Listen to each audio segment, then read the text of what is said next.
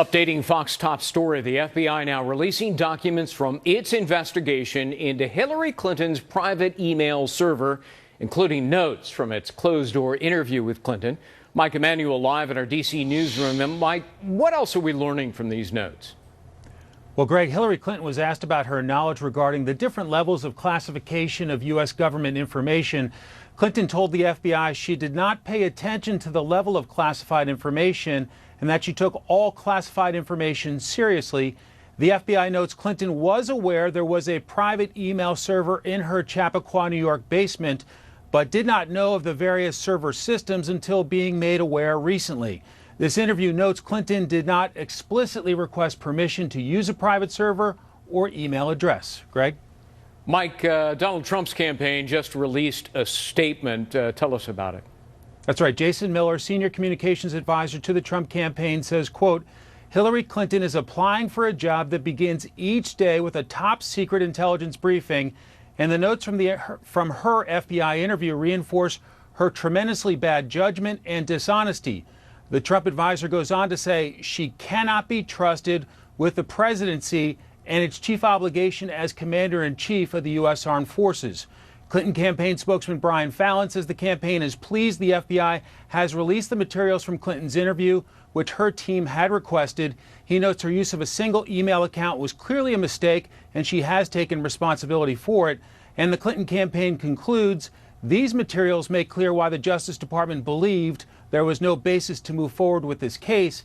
However, I should note some Republicans and Democrats are calling for all of the relevant materials to be released. Greg? Mike Emanuel live in Washington. Mike, thanks. Let's bring in Fox News anchor Chris Wallace.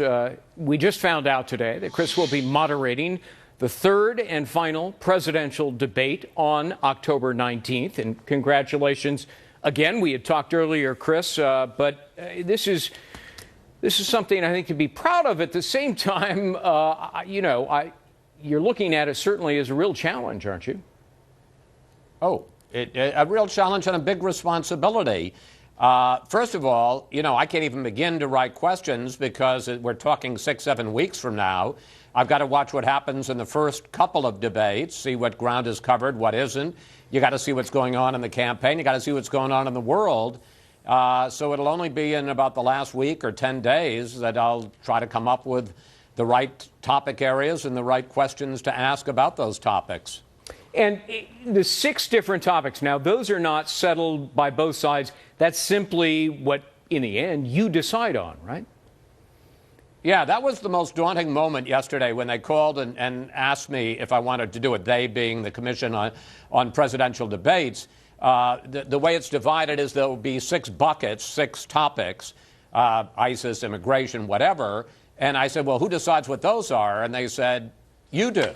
So that'll be an interesting thing to sit there and decide what are the 6 topics. But as I say, a lot of it will be to see what ground has already been covered and what I think are the most fertile areas to still be discussing less than 3 weeks before voters go to the polls and choose the next president.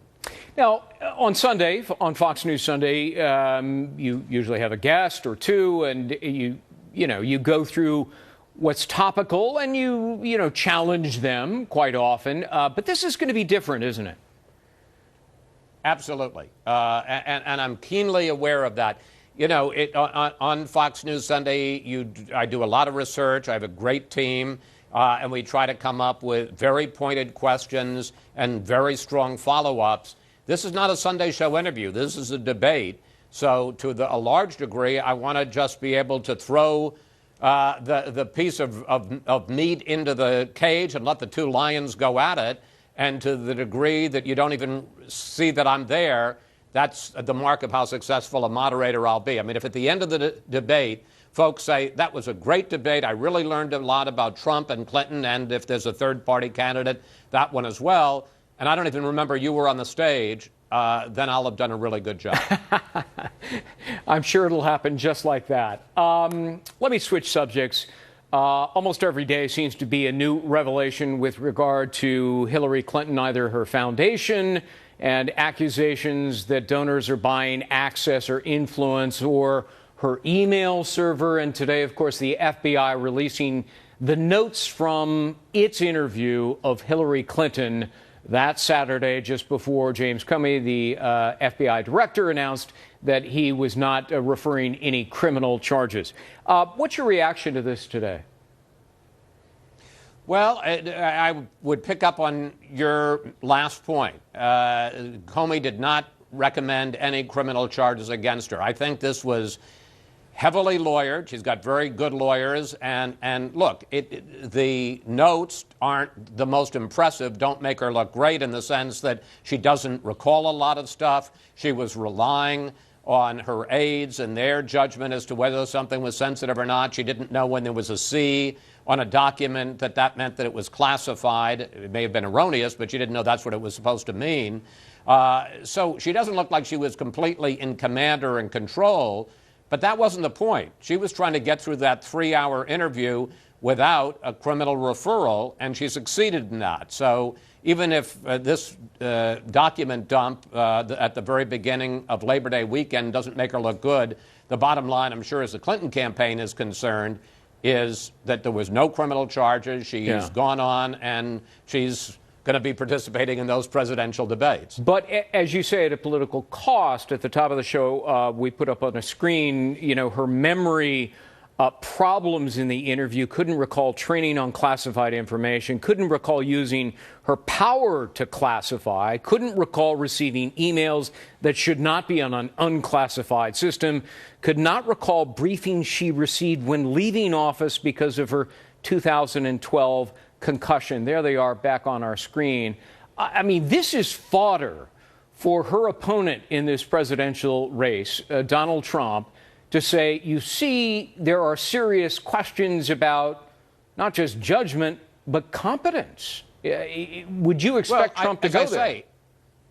Well, sure. Of course he will. And as I say, it doesn't make her look particularly good, but that wasn't job one in that interview. Job one in that interview was to get out of it without being indicted. And that's what she succeeded at. And I suspect that if she had it to do all over again, she'd do the same thing. I'm not saying that she's lying. Right. That may well be that she didn't recall it. But I don't think the question of her concerned as to how it would look if it was made public, and she didn't know at that time it was going to be made public, that was very much a secondary concern. Her prime concern was to not end up with an indictment. Yeah, well, I don't recall. Certainly helps in that regard, but perhaps at a political cost. We'll wait and see. Chris, thanks very much, and thanks for your thoughts on the upcoming debate, and we wish you well as the moderator. You'll be terrific, I'm sure. Well, thank you, and we'll be talking a lot between now and then. I don't get to go on stage till October 19th, so it's a long wait. I don't think I want to be in your shoes, but good luck to you. Thanks, Chris.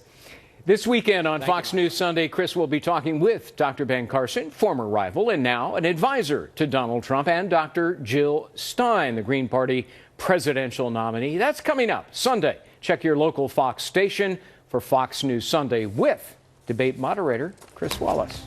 Stick around. We'll be right back.